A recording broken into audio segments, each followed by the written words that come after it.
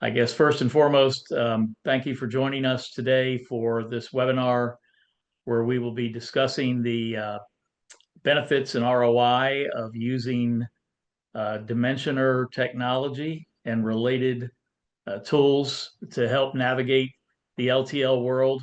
Um, and as part of that, the big upcoming changes of the NMFC codes and so forth that are used for classification and rating of LTL freight. But that's our topic, and we're just glad that you're here. Looking forward to sharing as best we can some insights that we've got. My name's Doug Russ, and I have my associate Curtis Garrett with us, industry expert. Curtis, I'll let you lead off with introduction, and I'll then introduce myself as well. Sounds good, Doug. Industry student is what I would say. There's always Okay.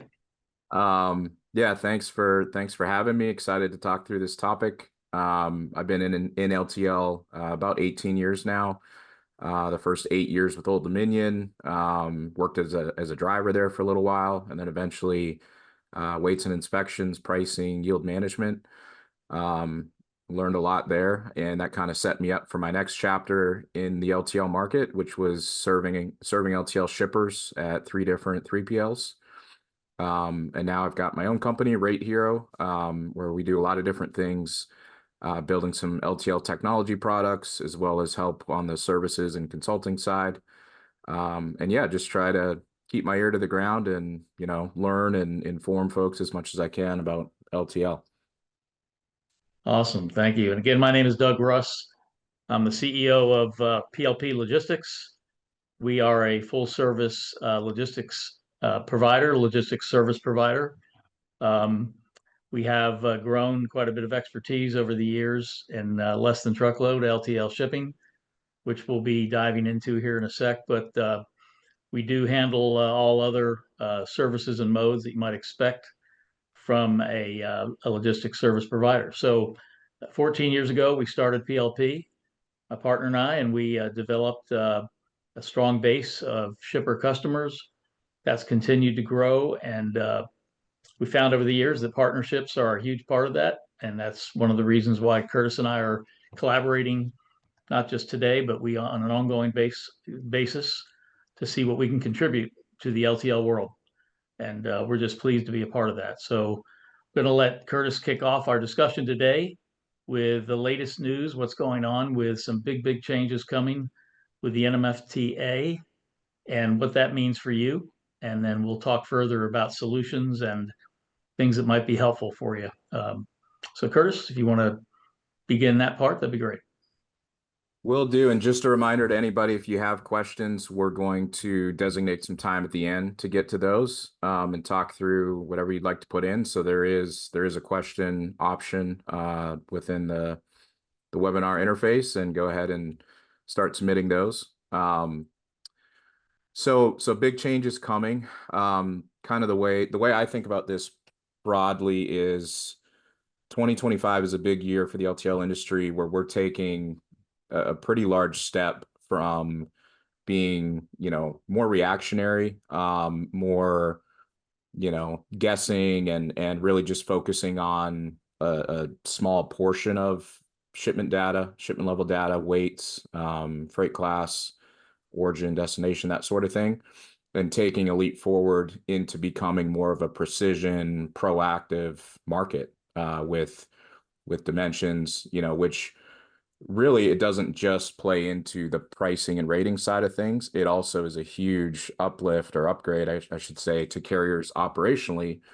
If they have that information further upstream in the process and trust the validity of it, it can really help them on the operational side, help them plan, both their pickup and delivery and their line haul networks a lot better. So it is pretty exciting. This time that we're in, I know it's a little gray and maybe scary right now. Anytime there's a massive change, in any industry, especially when there haven't been, changes to this factor in recent years, can seem scary, but I think we're all going to get through it. So a little bit of history: the NMFTA the National Motor Freight Traffic Association. They manage, maintain, and govern the NMFC, which is the LTL freight classification items. It goes back many, many years, many decades actually. And understandably, when LTL carriers started popping up, and really you had this concept of one customer needs to essentially purchase the amount of the appropriate amount of space in a trailer for just their shipment. And that space is going to be shared with many, many other shippers, customers. How do you get to some sort of, a price? You can't always just split it up by the amount of linear feet, because you've got different configurations of freight, different packaging, different shapes and sizes.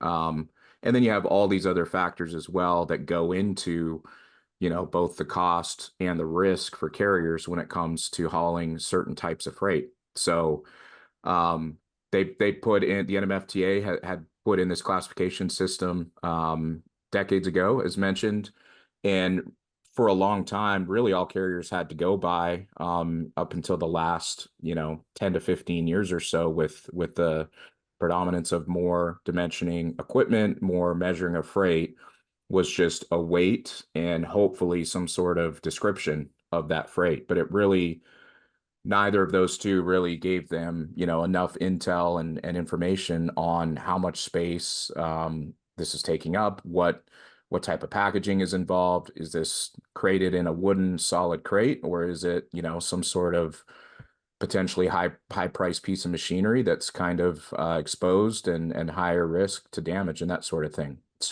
So the classification system, it really served a good purpose. It still serves a good purpose. It's something that makes sense from all the different factors that the NMFTA looks at. A lot, some of the more important ones would be the configuration of what is being shipped, because obviously the way any product or commodity is manufactured, and the way it leaves the door of the factory or the plant is not likely going to be the way it shows up, in the customer's warehouse or office or home or wherever it goes. So pinning down, the shipping form and configuration that it's moving under is key to assigning risk and cost to any specific commodity as shipped. So that's a bit of the background. There's other factors that go into it as well, but we want to kind of focus on some of these changes happening in mid-July this year. And there's been a lot of talk in the industry, it's definitely not a topic that anybody should just be hearing about today for the first time. So that's a good thing.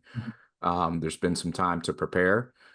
And really the big push, the big change happening is 2,000 plus items that are moving to being full density rated on a 13 subscale. So that means that based on the weight and the dimensions of that specific shipment, as shipped, which I should add, it's not the weight and dimensions of the boxes on the warehouse shelf. It's not the weight and dimensions before it's on the pallet.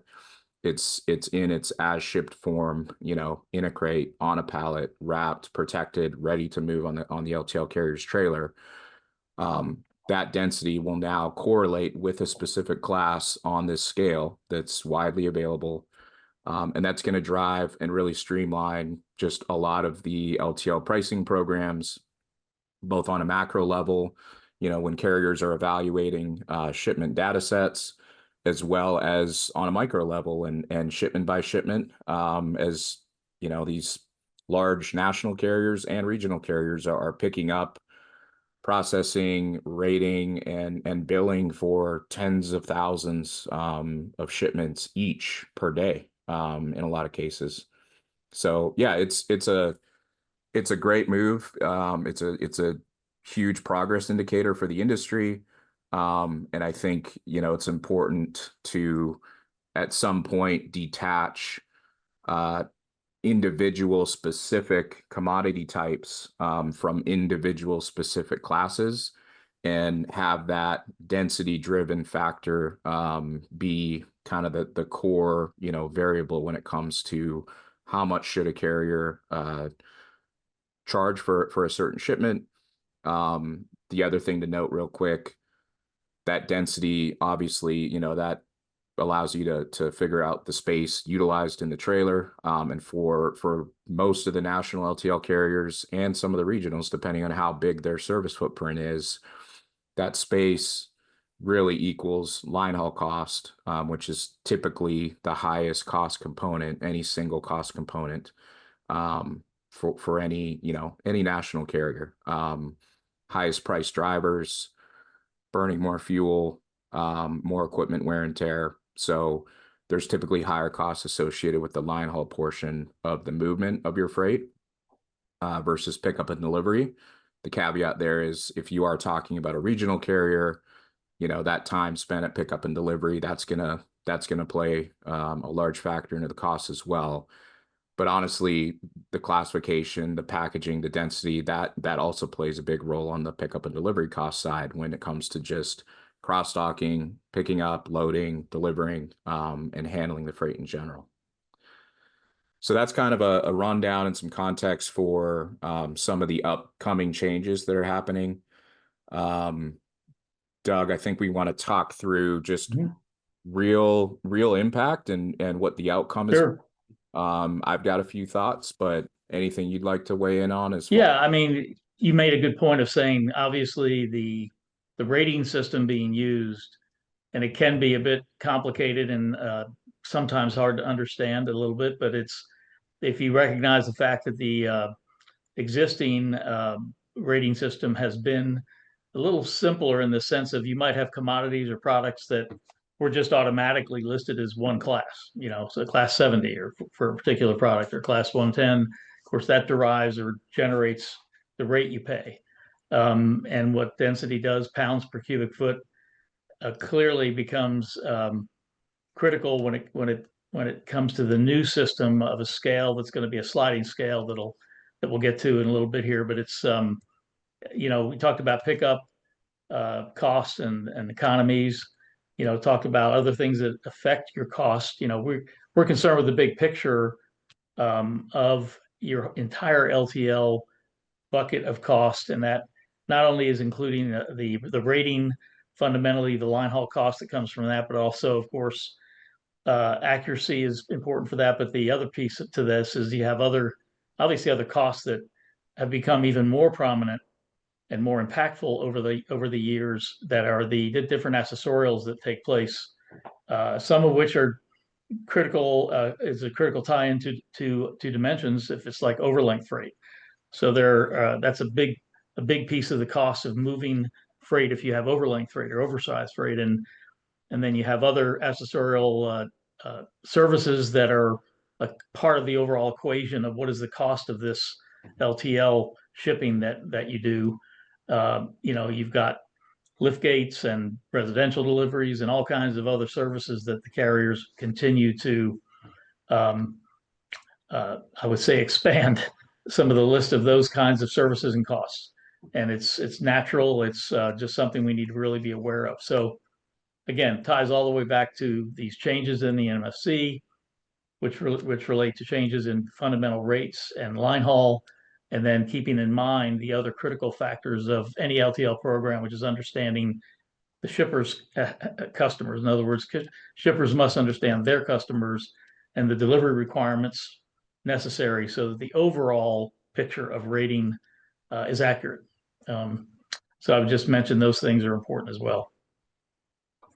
Yeah, for sure. Some of the conversation and questions, you know, that I've heard and received in the past few months, in regards to these changes, a lot of shippers and both 3PLs as well, on behalf of their customers, just want to know what is going to be the real impact July 19th. Right. From a high level, I think there definitely will be a period. I'm not sure how long it'll last. Hopefully just, you know, a month or two of just kind of reconfiguration. Not everybody has been as proactive with, you know, doing forward-looking analysis and figuring out, you know, for my freight or my customer's freight, here's the rated class that is driving the charges and the pricing on this account right now. When we switch over, what's the new rated class going to be? And that's the key, is looking at rated class, because there's still pricing programs that have FAK programs in place. I do think going forward, as more of the industry is providing precise and accurate dimensions, it's going to further the need for less FAKs in the first place. An FAK, freight all kinds, it's basically a classification grouping or tier that says anything between a certain range of actual freight class will just get rated at one specific agreed to freight class. And really the way I see that is it's kind of a band-aid for how tricky just the finding true accurate NMFC items and classifications can be. And when you have shippers that are shipping a whole plethora of different commodities, products, there is some time and some risk on their side for searching through the NMFC book or the website and making their best judgment on what the correct class is. So really And also, let me jump in, Curtis. It also ties right back to, the FAK has, as you said, been a Band-Aid where companies have been able to not worry as much about dimensions.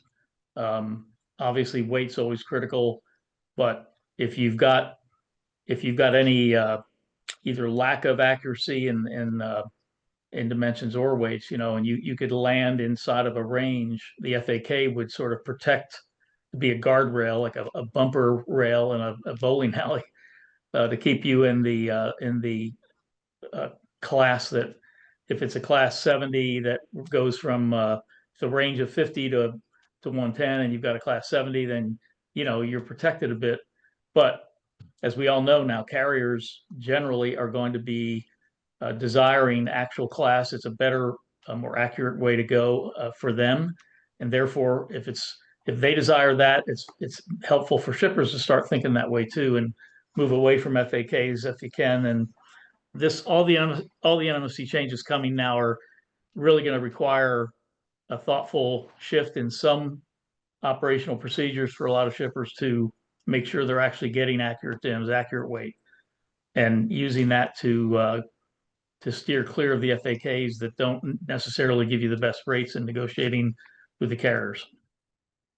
Yeah, absolutely. An FAK it's a bit of a broad brush approach to pricing, and it's a convenience factor mainly for the shipper. So in any situation where there's a convenience, somebody's paying the cost of that convenience, and typically it's the carriers. When they agree to an FAK, the broader it is, the more classes it includes and groups together and pulls down into usually a lower class. That leaves them open for more risk, because they're then guessing of, they may have the upfront shipment data provided, but things may change. There may be different product lines rolled out. Different percentage of those shipments might swing towards a higher actual class and lower density.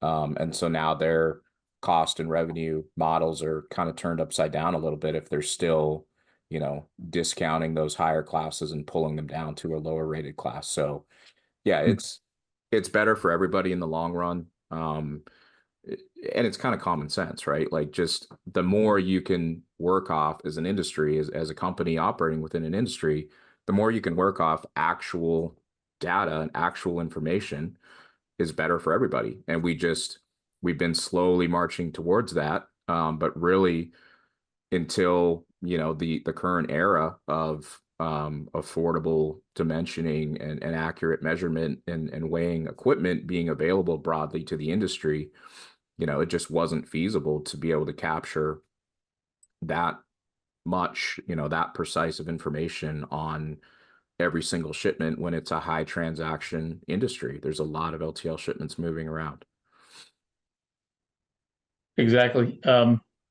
Well, the concept of accuracy has also a direct impact on, how cleanly or smoothly a shipper functions with a carrier, there are points of friction. Friction is created wherever there's a differences either in how accurate data is for a particular shipment, be it the dimensions, the weight, the pounds per cubic foot, the PCF, the density, or also, again, as I said earlier, friction can be caused by, you know, uh, carrier performance, or can be caused by the shipper setting up bills of lading for shipments that are not um, inclusive of all the services needed or for delivery, or accuracy in terms of address and contact information. Inaccuracies there can create other points of friction that nobody likes, where you have to reconsign a shipment from the original listed address, let's say on the BOL, to the real address. And then, or if the contact information is missing and carrier's out trying to do a call ahead of time, they can't reach anybody, and you end up having a miss on a delivery. So many different things can go awry that cause friction. So clearly, one of the things that we're trying to get at here is that getting a good understanding of what's going on with these changes in rating is fundamental to starting in the right place, starting in a good place, and then adding all the other components that can avoid pain points for shippers is what we're after. That's a primary purpose of our existence at PLP. So yeah, I think reducing friction between LTL shippers and carriers is certainly job one when it comes to all the things we're talking about today. Friction's an important word in this entire conversation, and it kind of pops up and lives in many different stages of the LTL life cycle. Some of the ones we've talked through when it comes to uh, arriving to and establishing the correct level of pricing, through accurate dimensions, densities, cubes, and then the corresponding actual class, as well as just the challenge for, shippers and 3PLs in the market to interpret and research and find the right classification for their freight. That's all kind of pre-shipment friction. We should probably talk a little bit about the post-shipment friction that comes, by way of the invoice, and the fact that that doesn't always match what the quote was.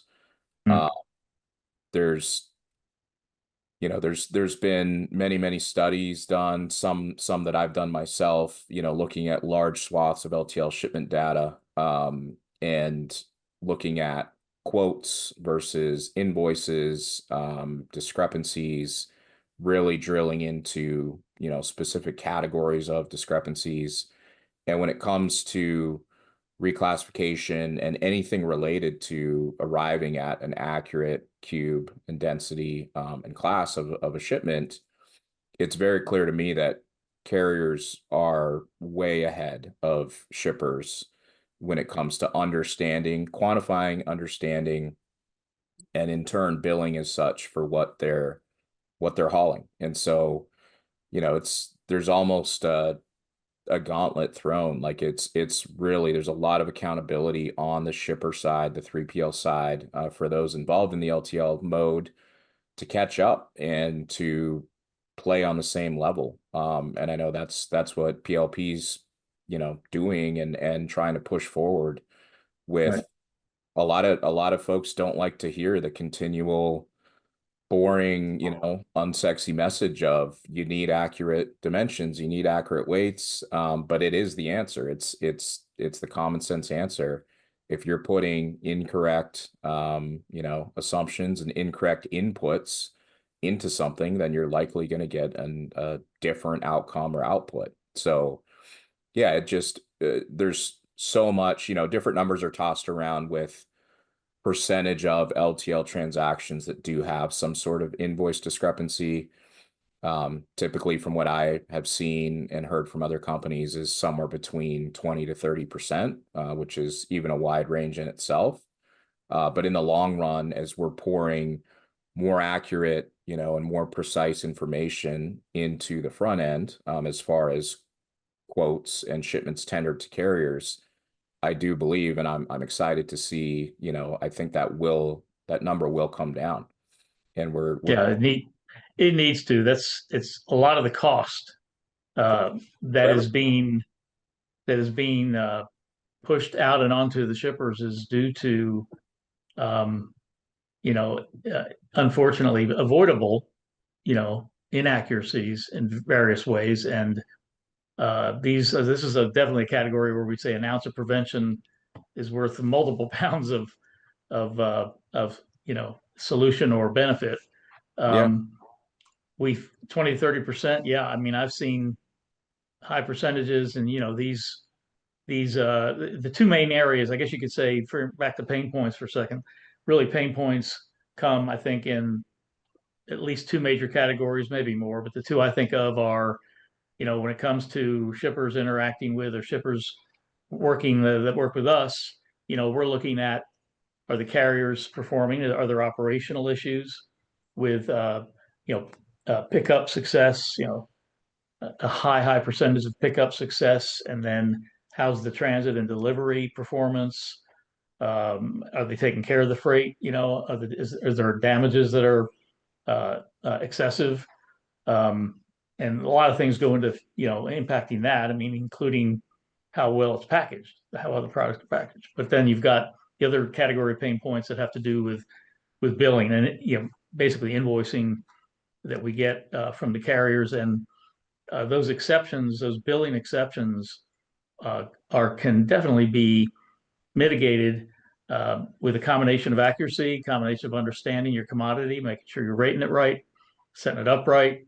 Again, the delivery requirements laid out right on the BOL, and then you've got if it's accurate, then you've got situations where maybe there is, a service that was added to the shipment that didn't, maybe wasn't needed or wasn't asked for.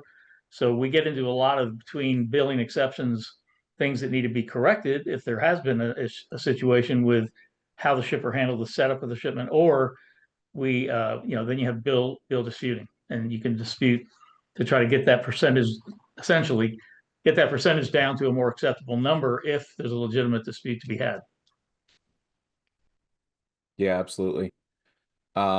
Couple more thoughts, I guess, to just kind of land the plane on this section, Mhm. talking through what the impact could look like, and ways to prepare. Just real quick to address, do I think we'll ever get to 100% and perfection in the LTL industry with every quote, every shipment tendered with accurate shipments, weights, descriptions? Absolutely not. And that's Right. partially due to just how capable and robust, LTL carriers in our market is. We don't Well, live. plus there's so many variables. you Right, know, right. yeah, There's so many layers of communication. Um, there's so many, just physical variables when it comes to the freight itself.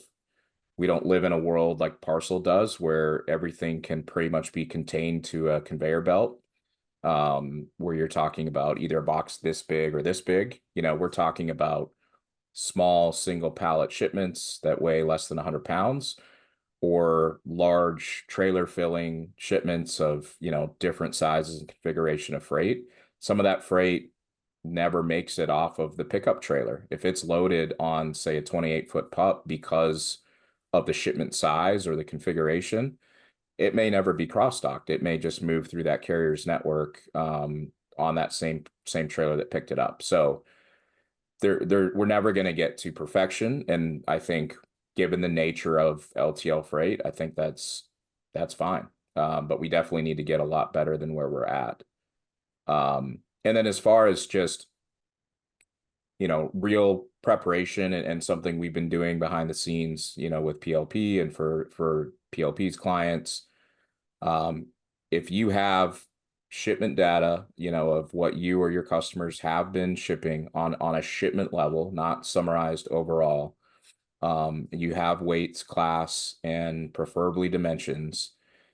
The information of these classification items that are changing and are moving to being density rated is public, available. You can download it on the NMFTA's website, and you can do an analysis to say, okay, historically or actually speaking, here's the rated class that these shipments moved at.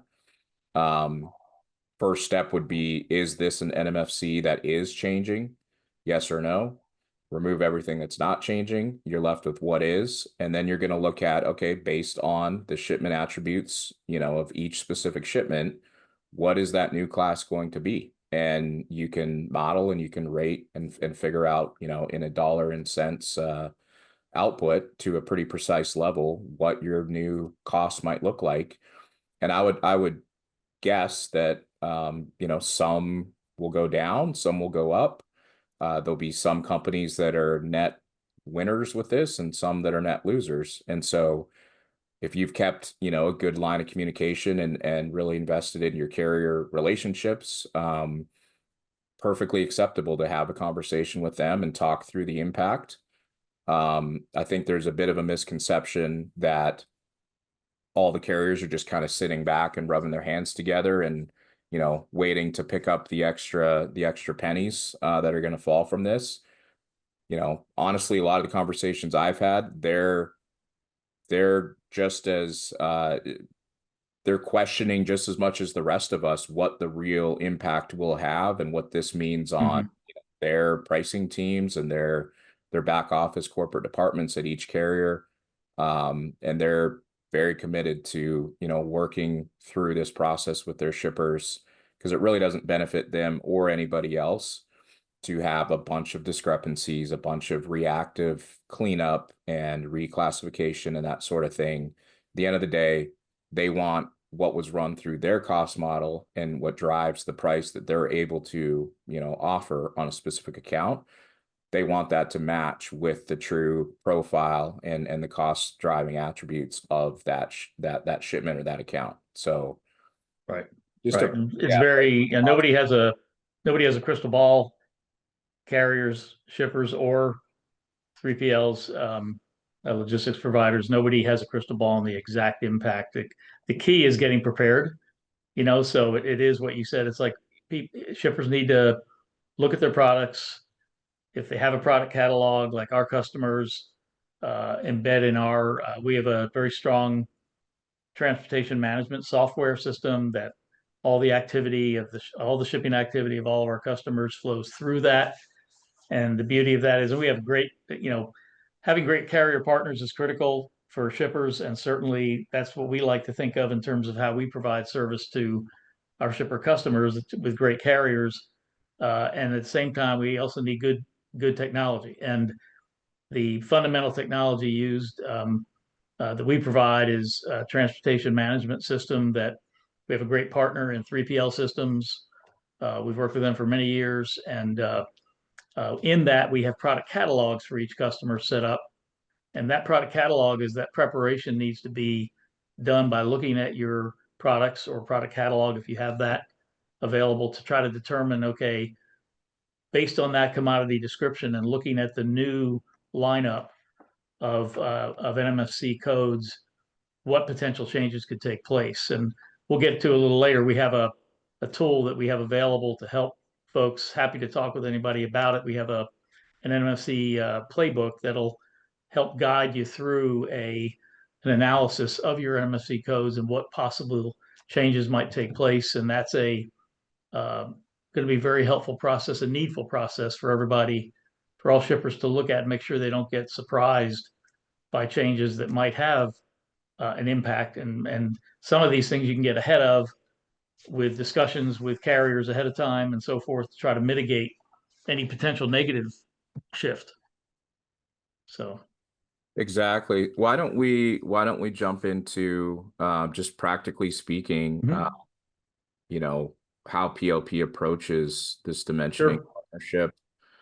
I'll say just at the outset, more companies should be doing this. I think it makes sense. It's a win-win-win for everybody involved, the shipper, the 3PL, and the carrier. PLP's been doing it as long as I've known about PLP, and that was one of the things that drew me to the company initially, was just that proactive, forward-thinking, identifying that, hey, this is the way the industry is heading. It is getting more actual, accurate data that mirrors reality, and that's what the carriers have been using from what they collect on their side. Right. you've got to even the playing field. You've got to be pouring your own actual data into that bucket as well. It can't just be, completely one-sided. So, yeah, how did this Dimensioner program come to be, Doug, and what does that Yeah, look like for, say, one of your clients today? absolutely. I'll just lead it off by saying I'm very excited about where we have come in the last few years to try to provide real-time, impactful solutions that address this issue of accuracy in data, especially when it comes to one of the more challenging areas of dimensions, and then to maybe a lesser extent, but still a large area of accurate weights, of course, are critical. And we when we started PLP in the early years, my partner and I did most pieces of everything, right? So we were helping our shipper customers with everything from their pricing negotiations, which is still a core strength of ours as we go about our data analytics work and negotiate rates with carriers and so forth. But beyond that, our operations support has always been a very crucial part of what we serve our customers with. And then to protect on the back end, we have a strong bill auditing team that functionally looks at any exception at all to determine if it's disputable or if something needs to be corrected. If it does need to be corrected, we look for ways to help coach our shipper customers to avoid that particular pitfall in the future. Accuracy plays a huge role in this, and so over the years we saw that if you quantified the impact of inaccurate information, it really it's huge. I mean, it's many thousands of dollars for most LTL shippers that do any reasonable volume. So I don't know, about 5 years ago or so, as we were looking at this situation, we saw the carriers had come on with their own dimensioning systems, and it was becoming very difficult to, couldn't really argue very much against that. It was hard to dispute a bill if they had a dimensioner that measured those dims and then had the weight as well. And I felt like there needed to be a way to try to level the playing field, so to speak, and put tools in the hands of shippers to guard against unwanted, unneeded increased cost. Those surprises nobody wants. So, in discussion with a group that we came in contact with back then, FreightSnap was a fantastic organization, very sharp group of engineers that began that company and developed a solution that they started to roll out to various carriers and shippers. We had discussions, but it was still a situation where the price point was a bit challenging for a lot of shippers. When dimensioners first came out, 15, 20 years ago, I guess, they were well into six figures. Then they came down to right around or just under six figures. And some of them are still hovering not far from that point, but they started to come down. But we over about a 3 to 4 year period of time with FreightSnap, were able to develop a true legal for trade, accurate ceiling mounted dimensioner system that basically is very affordable. We marry it up with a scale system. So it's a dimensioner and a scale. It is integrated through API technology to the TMS system. So if you have a pallet that's prepared for shipment, now with this new system, this new solution we have, you can put that pallet, put it on the scale, and it will, in about 8 seconds, it will dim and weigh that shipment, and then at the same time populate the shipment in our TMS system. So the BOL is populated. You get an accurate rating based on at least that part of the rating for dims and weight and density.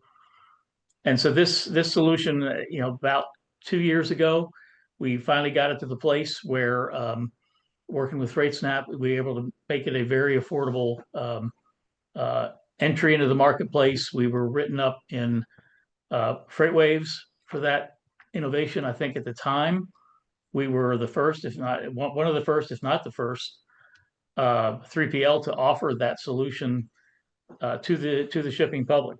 Until that point, it was, I guess, not viewed as far as a good tool to have in the tool belt for a group like us to offer. So we had our very first install going on 2 years ago with a local company that's been a longstanding customer of PLPs. And the case study we have, and we're happy to, I'll just sort of show you, we have this case study. Happy to send this out to anybody who would like a copy of this. You can put a comment on the webinar if you'd like a copy of this sent to you. But basically, the system itself has the dimensioner, the scale, and it has shown to have about a 97% reduction in the labor cost of preparing a shipment in terms of measuring it. Like if you're doing it by hand with a tape measure and you're putting it on a scale, you're getting that information, you're manually entering that in your system. So the combination of the labor savings from that shipment preparation, entry of the information in the system, then you get about, give or take, about a 50% reduction, but significant reduction regardless, in billing exceptions. And then when there is a billing exception, if it does relate to DIMS and weight or density, it gives a much stronger argument back to dispute a billing exception if there is one, a reclass, or that kind of thing. So it puts great tools in the hands of our shipper customers to be able to avoid costs that is avoidable. The information from each scan is saved into the cloud. You got the DIMS, the weight. You've also got photos, typically from at least 3 angles. The apparatus also has high-res cameras that take photos of each piece of freight.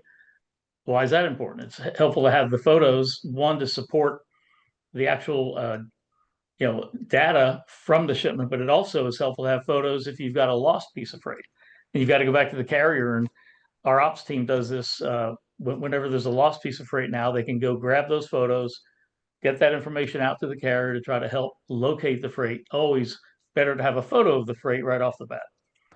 Anyway, that's the general solution. We have it in many cases. We can build the cost of this into our LTL program with our shippers, so shouldn't be a huge capital outlay situation for most. And if any shipper is doing a reasonable volume of 20 or more shipments roughly a week, that kind of that justifies this kind of solution, although it'd be helpful for anybody. But from a volume standpoint, that's where it really starts to hit a value point. So FreightSnap's been great. We've really loved working with those folks. What do you say, because there is an upfront cost, both monetarily as well as process change and just, change management. So regardless of whether that's all up front or that's distributed over time, what do you say to a shipper that says, what is my ROI going to be on making this investment from multiple levels? So not just preventing classifications or less time, disputing or that sort of thing, but a lot that's the most common question I get is, sure, what's the ROI on me getting a dimensioner? Yes. And that's obviously hitting at the meat of the batting order as far as this part of the discussion. If like a shipper customer of ours that did basically purchase outright the equipment, the dimensioner scale system, and it comes with the integration already available to our TMS. So this is a part of our LTL program, and we do have discounted rates even when they want to do an outright purchase. Typically, it's going to be between 20 and 30,000 for the entire setup, depending on how many scales they want. If it's a double scale, single, that kind of thing installed, ready to go. And but again, those amounts can be a lot less depending on the configuration and depending on the freight volume. If we have an LTL customer working with us as a full service customer, we can bring that way down and have very little upfront cost. And that's a discussion that really we need to have on a customer by customer basis. So, but bottom line is, even when there's a straight up purchase like that, if it's not mitigated by other factors on the account, the ROI typically starts, if you think of payback period, how long does it take to pay back that investment? It's as little as, believe it or not, 2 or 3 months. And typically not more than a year. So somewhere between 2 to 3 months to 12 months is a payback period, if you will. As soon as you, of course, if there's payback is achieved, like if it's 3-4 months in after the installation, then everything invested becomes ROI after that. So you could have even a year one ROI of 50 or 100%, and then you're going to have over 100% ROI in year 2 plus, because you've already paid for it. And like I said, if it's built into our structure where there's not a big upfront cost, then it's even better than that. So ROI is extremely strong. There's very little I can think of in the freight industry. I don't know, what do you, wrap machines, other types of equipment, where you're going to get ROI as strong as this. And the benefit is just extraordinary when it comes to reducing the friction we talked about earlier, be it billing friction, whatever the case may be, with whatever is impactful for accuracy. And keep in mind too, all this activity is being saved in the cloud, and it becomes a rich source of data for future use. So when we go back out and renegotiate rates for a customer with the carriers, having that accurate data in the history is extremely helpful, very, very, very beneficial. And I know you've seen that too. Yeah, I agree, and it's needed, and really it just needs to be looked at as a cost to doing business well in the LTL market. We're well on our way for dimensioners on the shipper side in their warehouses to becoming essentially table stakes to being, a shipper of choice, to use that that buzz term. Mhm. It just won't be acceptable not to provide dimensions, in a very short amount of time. Exactly. And we really felt like, even though we didn't know these NMFC changes were coming when we introduced this program, it became an extremely timely solution to the marketplace, which we're very excited about that part too. Timing is, as we all know, in life and business, uh, very important. And I think we've hit the market in the right time to provide a truly helpful solution that's extremely, like I said, extremely affordable compared to what these kinds of systems cost just a few years ago. I think we're excited to have any opportunity to help customers, help shippers, really, and that may or may not become a customer of ours, but we'd be happy to talk with any shipper who is interested in getting more information, both about the NMFC changes, but also about the Dimensioner program, and go through a case study for them, just in terms of how it might benefit them, do a projection.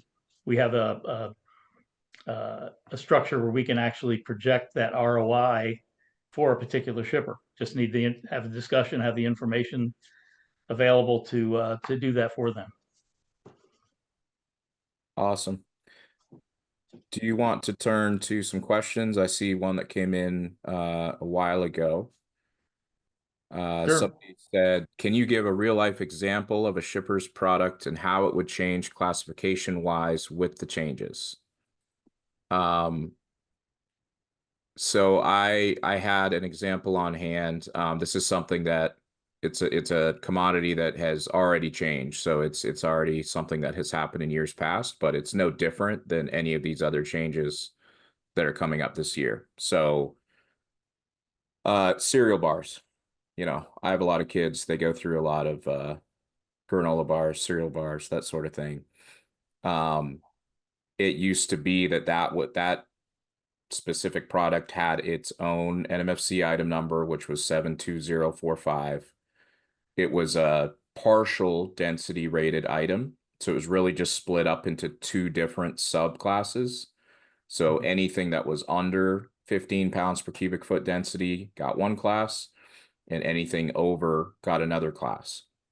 And now where that item or that commodity lives is it's grouped in the larger, more general foodstuffs, 73260, which is fully density rated, which makes sense to me. To try to, there's, as more products are on the market, more SKUs in the grocery stores and retail stores, there's just more variations, more design, to each individual product. And even though it might be called something similar, you've got light and fluffy cereal bars. You've got more dense, heavy on fiber, not to get too too nutritiously driven here, but you've got a wide variance of products in the market. And so to somehow decide, okay, when it's 15 or less, it's this, and 15 or over is this much higher class, it just doesn't make much sense. So that's one that I think is, perfectly applicable to live in just the general foodstuffs NOI, that has a much more precise density scale, that only moves, by 2 to 3 points on the density meter, instead of these large swaths or the large groupings. Right. I think the NMFTA recognized clearly one of the main factors of this whole sweeping change, biggest change ever in the history of freight rating for LTL, was the fact that it was so large and complex, this list of all the categories, of all the codes, and they wanted to simplify. And part of it is what you just said. You've got certain types of commodities that have enough variety within the commodity that to simplify that, but to scale it and to make it more appropriate for how to rate that freight based on the density that cuts across all the little subcategories of that commodity is extremely helpful. There probably will, and there will remain certain categories that are not going to need to be changed, and it could be because of the uniformity. It's a large category, it's a uniform, but even then, carriers have to deal with the fact that how you package your product, how shippers package their commodity, does influence the efficiency with which it can be shipped.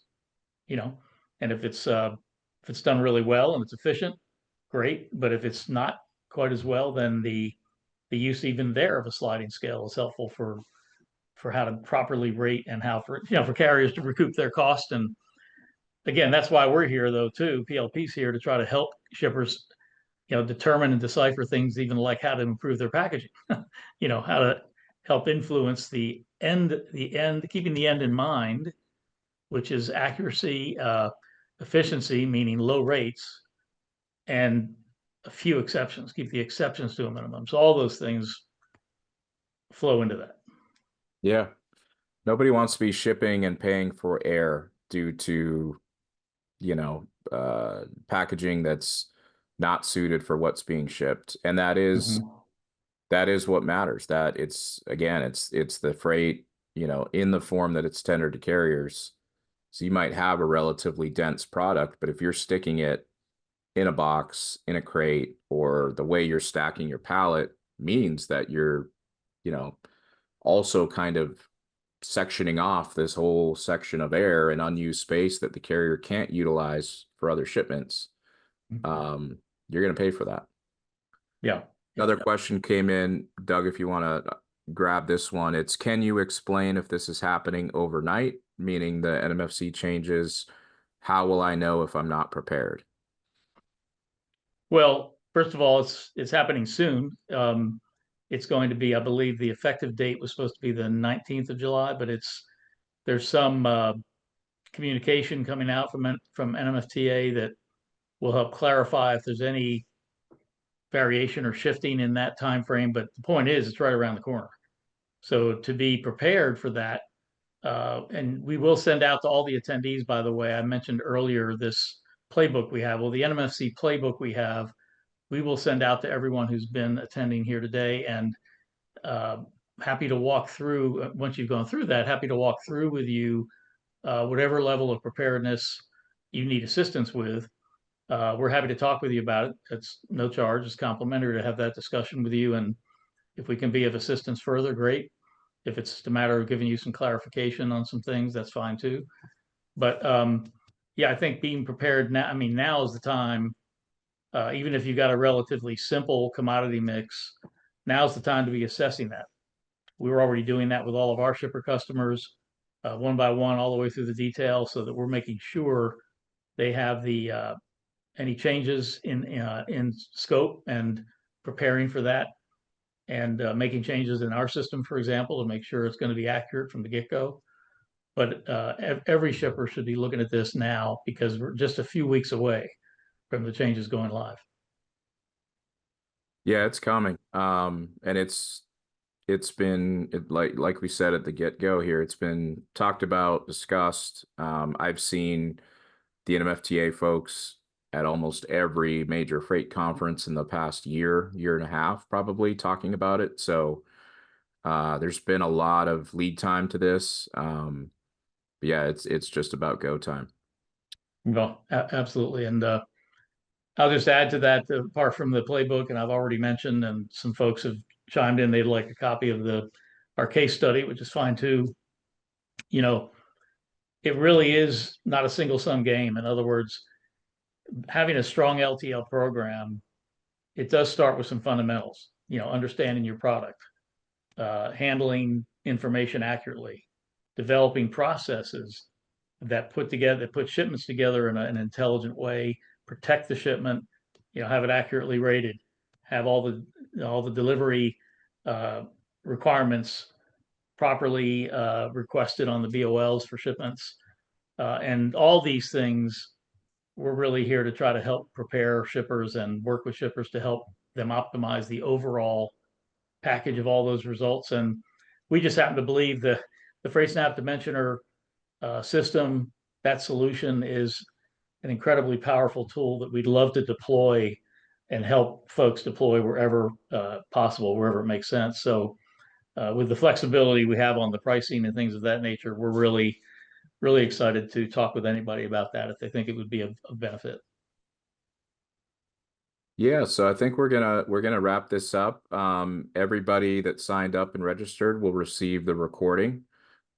Please pass it along to anybody that you know that wasn't able to make it. Doug, I hear there's a giveaway. Am I eligible There for is, yeah.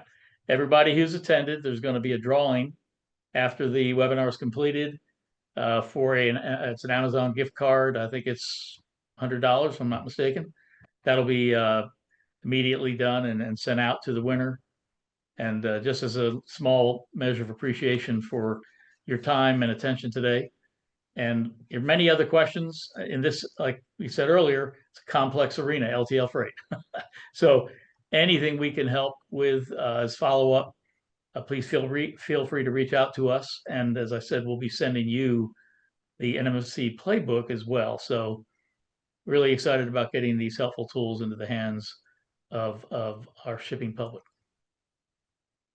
All right, onward and upward. Thank you, Doug. Yeah, Curtis, thank you so much for being such a great resource and friend and partner to participate in our webinar today, provide your tremendous expertise. You can find Curtis and his ULTL, Understanding LTL, that a lot of information is very helpful. He provides much of it you can gain through looking at LinkedIn, where he has many posts on a regular basis. And we will have more information available as well as we continue to work together and just keep working on good solutions for the LTL shippers. All right. Thank you, Doug. Thank you, Thank you everyone. very much. Thanks, everyone. Appreciate you spending time with us today.